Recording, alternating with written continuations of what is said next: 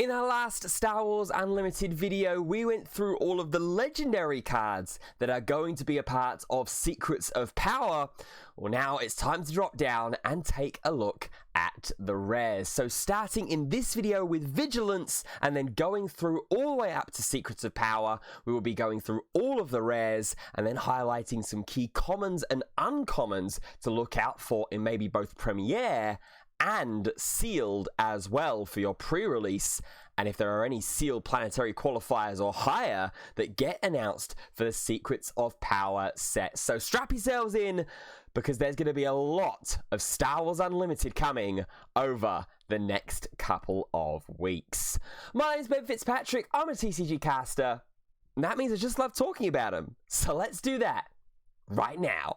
But before we go ahead and jump into today's video, if you do enjoy it, please do consider dropping a like rating on it. Subscribe to the channel as well if you haven't already, and be sure to drop a comment down below with what you think about the rares that we're going to talk about in Vigilance today for Secrets of Power. Also, we'll be in the link tree in the description for you to find me on other social platforms. You'll also be able to see there the archived footage of the Stockport Planetary Qualifier that I was a part of casting myself and Ibo as well. It was a great deal, a great time to be there, and it's going to be something we're going to be continuing for the qualifiers throughout Legends of the Force, because there was a slight tease at the end of the stream. Munich is going to have a broadcast, and I might be taking a trip over to Germany for the first time ever to be there. Cannot wait to see the format and its conclusion as we move in to Secrets of Power. I think a lot of people are starting to come around on this set, looking very, very good. We obviously spoke about the legendaries in the last video, link in the top right corner of the video for you to go ahead and check that out if you missed it at all. But the rares are looking pretty interesting as well. We're going to start, as I said, in Vigilance for today's video. Then we'll move on to Aggression, Command, Cunning, and then we'll bundle together any of the Heroism and Villainy rares that are in the set, and then start talking about some of the commons and uncommons and leaders and things like that in a sealed and pre-release primer video, potentially towards next week as pre-releases start happening. But for now, let's jump into these Vigilance rares. A couple of them we have seen and talked about already in previous videos, so we'll go over them briefly still here. One of them is this card, Newt Gunray. 3 resource ground unit, Vigilance and Villainy. It's a 3/4 with grit, and then when played and on attack, you may give another friendly official unit Sentinel for this phase. So a lot of cards, a lot of things here relying on that official tag.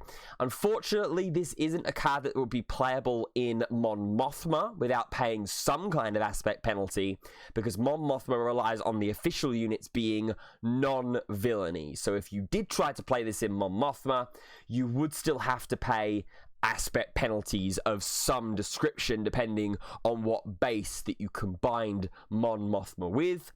But it's not a bad card, I don't think, by any stretch of the imagination. A 3/4 with grit for 3 already seems okay. I'm not 100% sure how often that the official tag is going to come up for the Newt Gunray deck. Maybe in something like the it's not the Yularen deck, it's the one that allows you to attack with a unit and then attack with another one that is lower cost. That could be interesting if you went with like a sort of official sub-theme in that deck. Obviously, you can also give this, as we established in our last video, to spy tokens. So if you've got a way to create some spy tokens and you want to just have that sit in the ground arena to just eat up an attack and not worry about having to sort of deal damage back to soften something up, that could be nice. But Newt Gunray doesn't feel amazing, at least at face value. Whether it becomes amazing later on through deck building and exploration in the format, we will have to wait and see. Next up is going to be an upgrade already in the video. It's Condemn, a 3 resource upgrade in Vigilance and Villainy. Doesn't give any stats boosts, however, while attached unit is attacking, it gains on attack the defending player may disclose Vigilance and Villainy.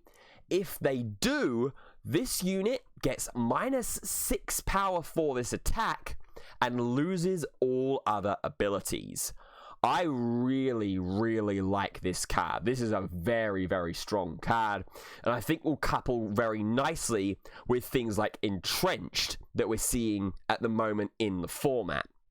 Being able to slap this onto something big, like imagine late game slapping this onto an Anakin or something like that, or slapping this onto a Luke as well, and just stripping away the restore action phase after action phase. That could be really, really nice.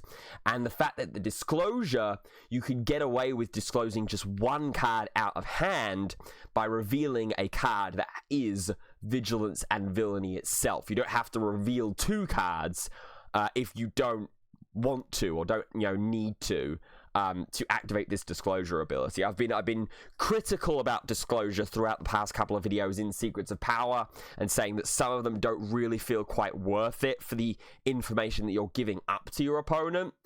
This does feel quite worth it, however. The upgrade is cheap.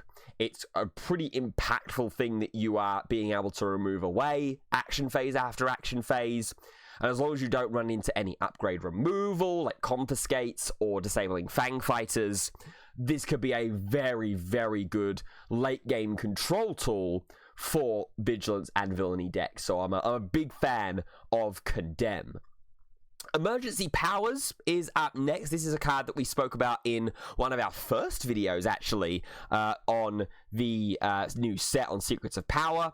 It's a 1-resource Vigilance Villainy event, which allows you to choose a non-leader unit and pay any number of resources. For each resource paid this way, give an experience token to the chosen unit. So you can either boost something up that's already inherently really, really big, or you can boost up something that's a little bit smaller and make it very, very scary. So if you're boosting up something like, I don't know, a Pike Sentinel, for example, it's just a 2/2 for 2, but has Sentinel. If in the late game stages you then emergency powers it and just give it like 5 experience tokens, that's a big Sentinel that the opponent is going to have to be wary of. I like the idea of emergency powers. I think when I initially spoke about this card, I was saying that in Gar Saxum, this could be pretty cool, but would be a lot better if you could choose multiple leader units. And I think this is the way that you are balancing this card out, is that instead of having your ability to choose multiple non-leader units and just give them all 1 experience token for the amount of resources that you pay, you are doing it with just sort of single target here. I think that's kind of the trade-off in this card. I think it's still fine. I think it's still a fun card to experiment with. Like I said, in Gar Saxon, the 2-cost 4/4 thing that comes in with experience tokens from Legends of the Force in Aggression Brawler, that could be really, really cool with this card, because you just put all of the experience tokens back onto the Brawler and make it huge again. That could be a really, really fun little combination play that you could run into in something like Mother Tolls in Aggression, for example. Yeah, I think this card could be built around a little bit. I'm a fan.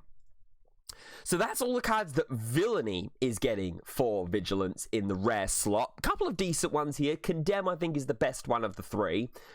Let's jump into Heroism now, which is getting 4 rares with Vigilance. One of them being Galen Urso, 4-resource ground unit. It's a 3/5 with the plot keyword, so plot being when your leader unit deploys, you can play this card out from the resources. And when played, you get to name a card. While this unit is in play, each non-leader card an opponent owns with that name, including those not in play, loses all abilities and can't gain abilities. So this is a really, really cool card. It's kind of a scanning officer, Kira-like effect that we've got going on here. But the coolest thing is that it's stripping away abilities here.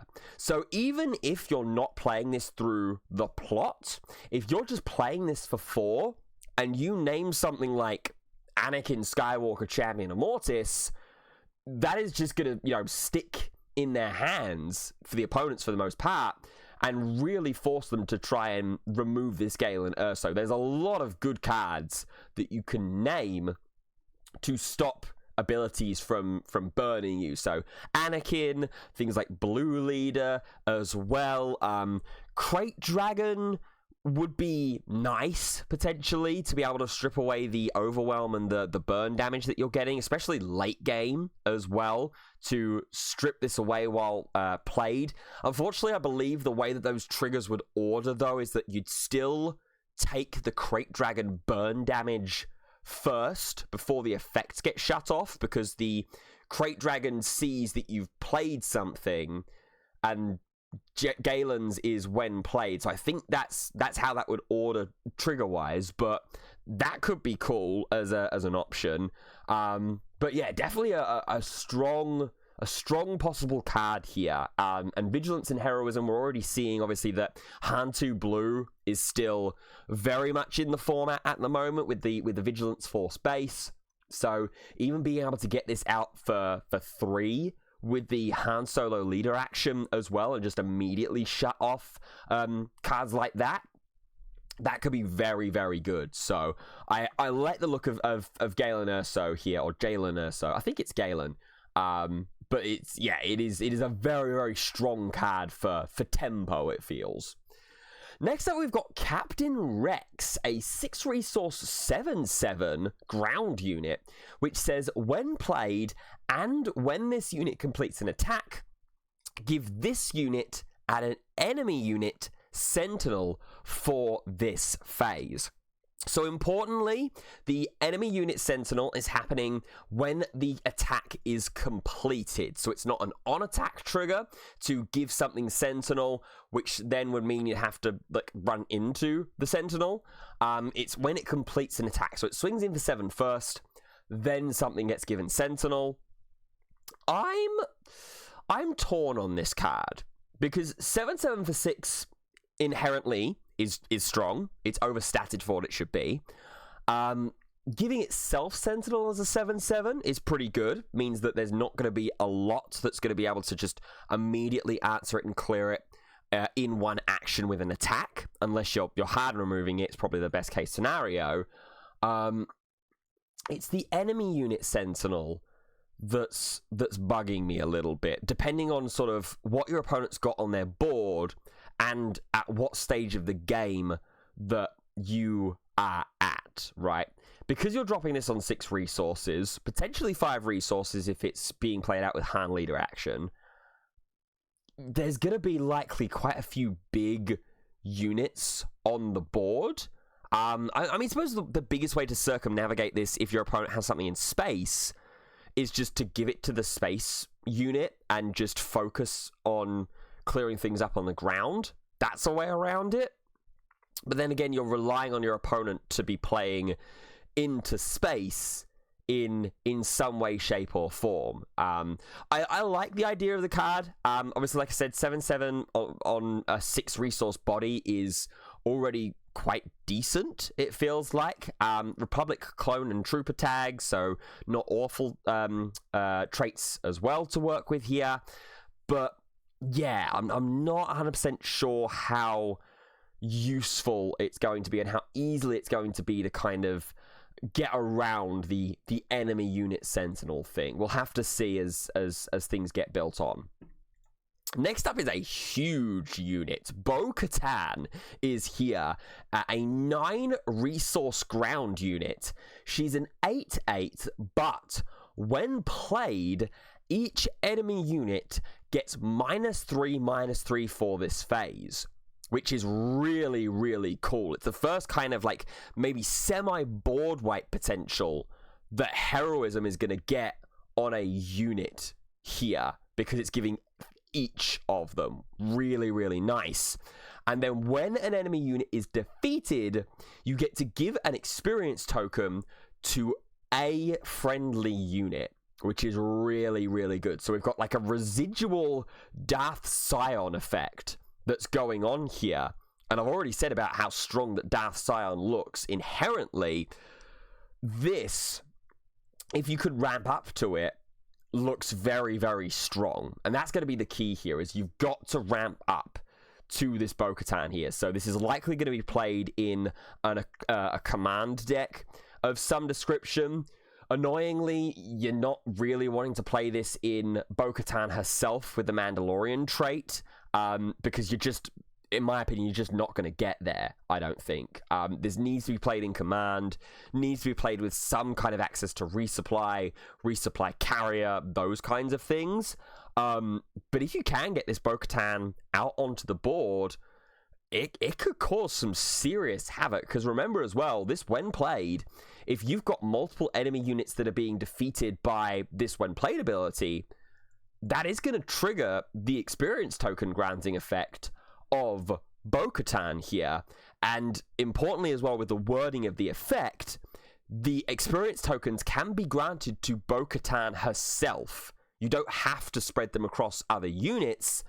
You can just make Bo-Katan potentially a 10-10 for 9 if you get 2 enemy units down with the when played effect. So Bo-Katan seems really, really cool, but looks like it's going to take quite a lot to effectively make work here, which is a little bit of a shame, because I think this card is, on face value at the very least, bonkers for a rare.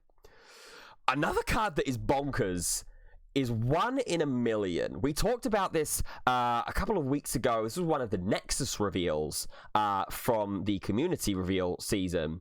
It's a 1-cost event in Vigilance and Heroism. This card can't be played from your hand, so you have to play this with plot. But you get to defeat a unit with power and remaining HP, both equal to the number of ready resources that you control. So there's a lot going on with this card here. Obviously, like I said, first and foremost, this card cannot be played from your hand. It's got the plot keyword, so it has to be played from your resources when your leader unit goes and deploys.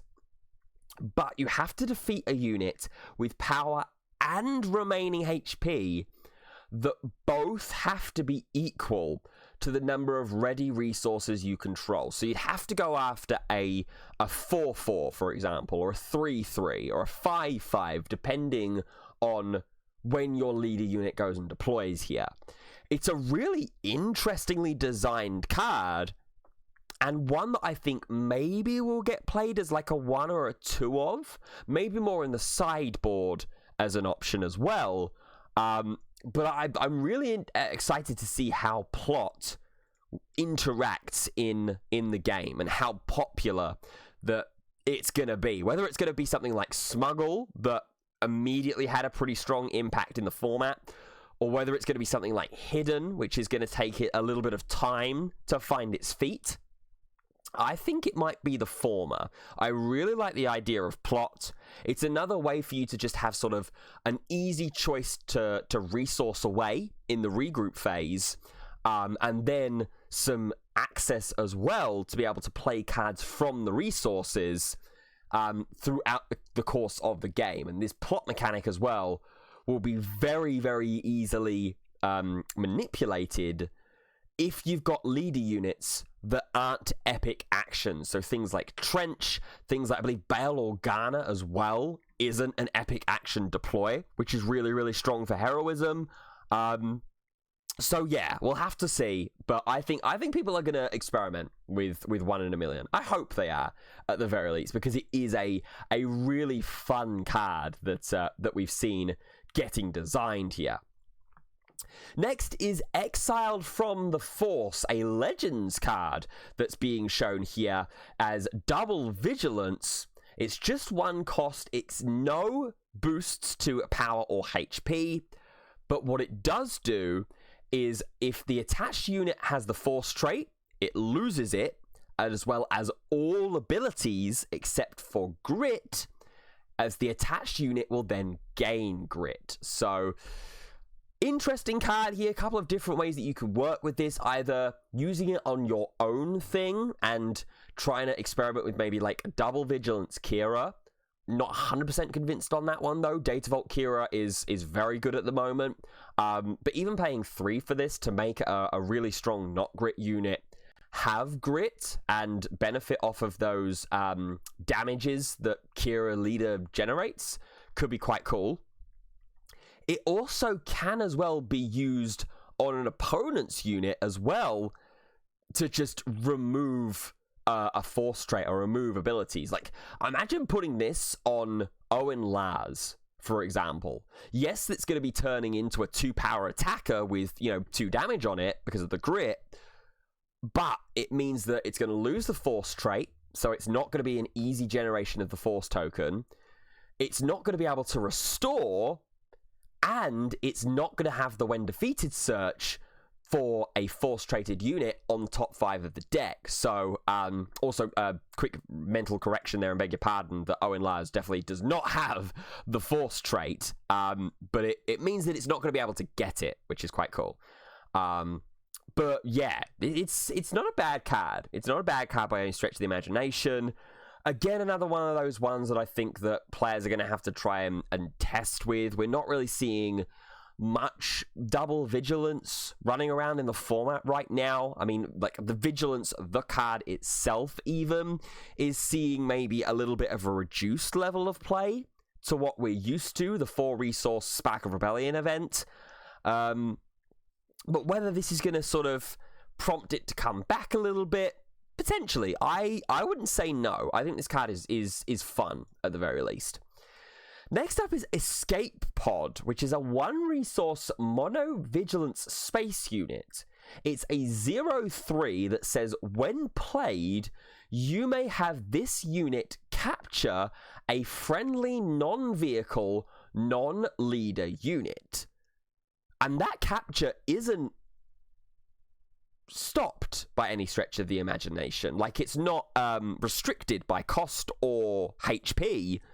Yes, it's only a 3 HP space unit, but this card seems busted. This card seems really, really good. Like, it's super cheap. It's just 1 resource. It's an 0/3, which, like, okay, cool. It's 3 HP, but you're playing into the space. It does get blue leaded, which is a little bit of a shame. But if you can boost up the HP of this thing by either some experience tokens or some upgrades, you entrench this thing.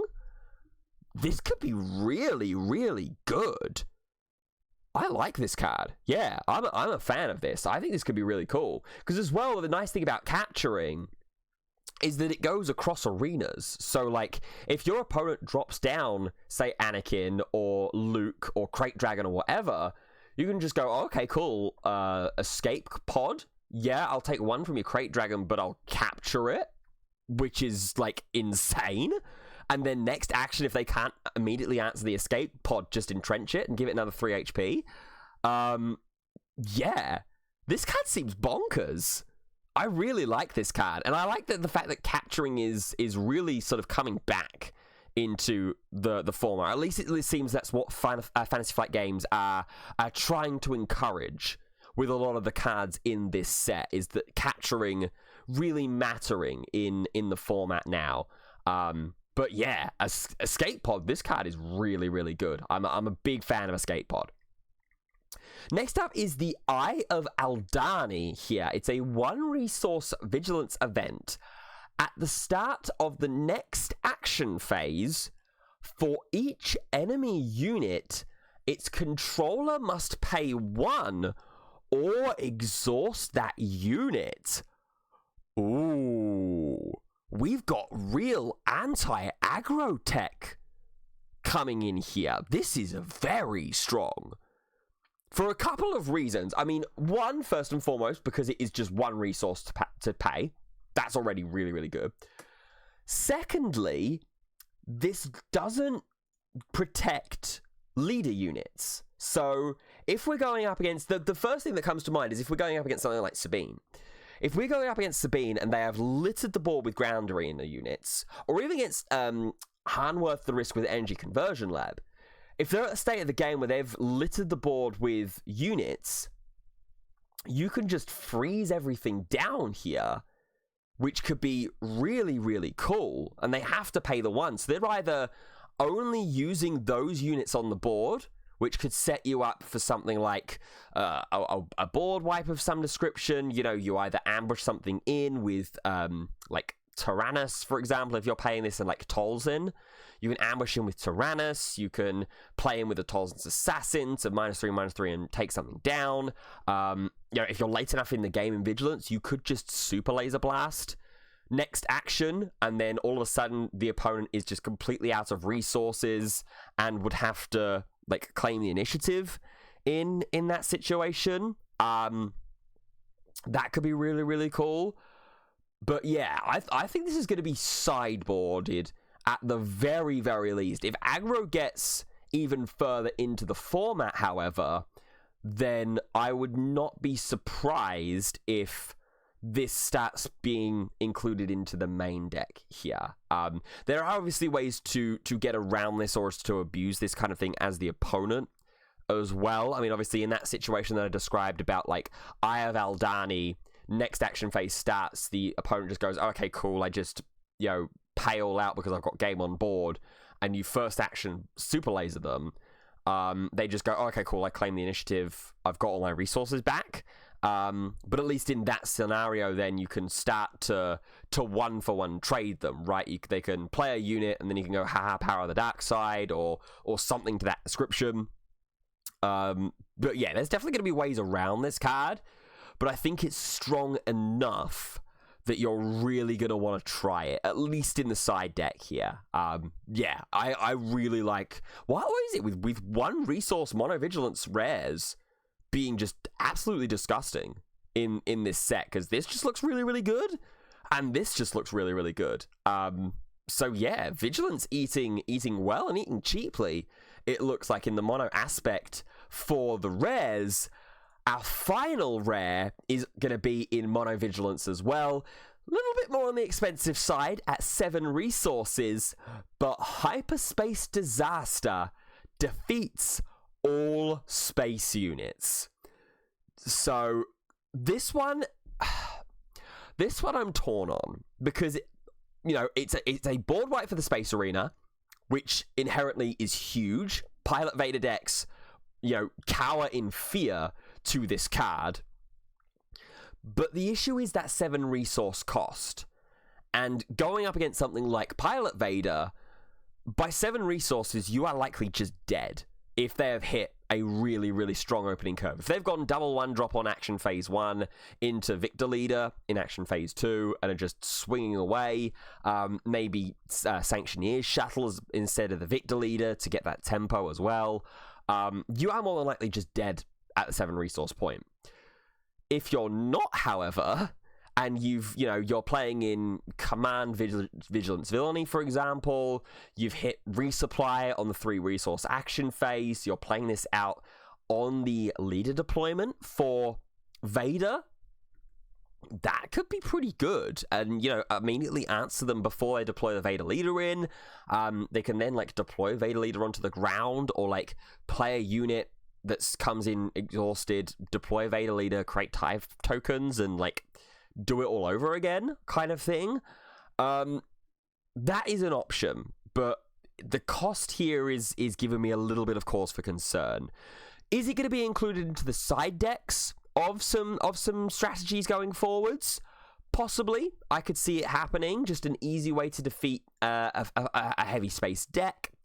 But like I say, you are then going to want to also have some kind of way to get this card out early enough to make it so that you're just not losing the game by that point that you get to Hyperspace Disaster kind of range. But it's not a bad card by any stretch of the imagination. All the Mono Vigilance cards seem very, very playable, as do a couple of the others as well. I think Condemn is going to see some play. I think Galen Urso is going to get some play as well. 1 in a million, I think players are going to experiment with that card in the early days of the Secrets of Power format, and then make a decision very, very quickly about whether this card is worth it or not. So it's either going to see an uptick in towards the mid stages of the format when those kinds of qualifiers and championships sort of ranges will likely get announced and played, or it will just absolutely fall off the face of the earth. The other ones, however, Bo-Katan is fun, but it's going to take a little bit of working. Newt Gunray, I think, is probably one of the weakest of the bunch here. That with tied with maybe Exiled from the Force, just because its double aspect is a little bit awkward. Emergency Powers is cool. I like the idea of Emergency Powers, and a couple of different combos that you can work with that.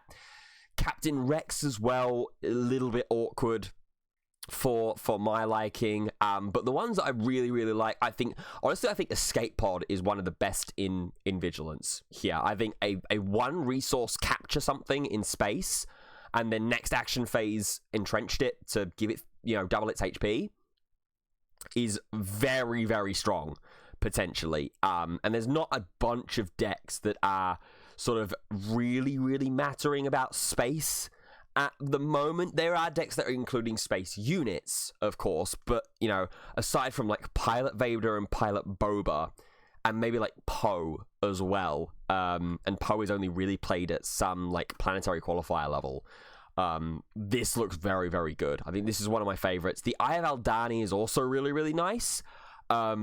Maybe a little bit abusable by your opponent, depending on the board state, but it does give your opponent a very difficult decision to make at the start of the next action phase. And then Galen Erso, this card is really good. This card is very strong, whether it's played out for 4 from hand, played out with plots from resources, or in Han Solo Worth the Risk, paid out for 3, and you get a 3/3 for 3 that's going to, freeze something down.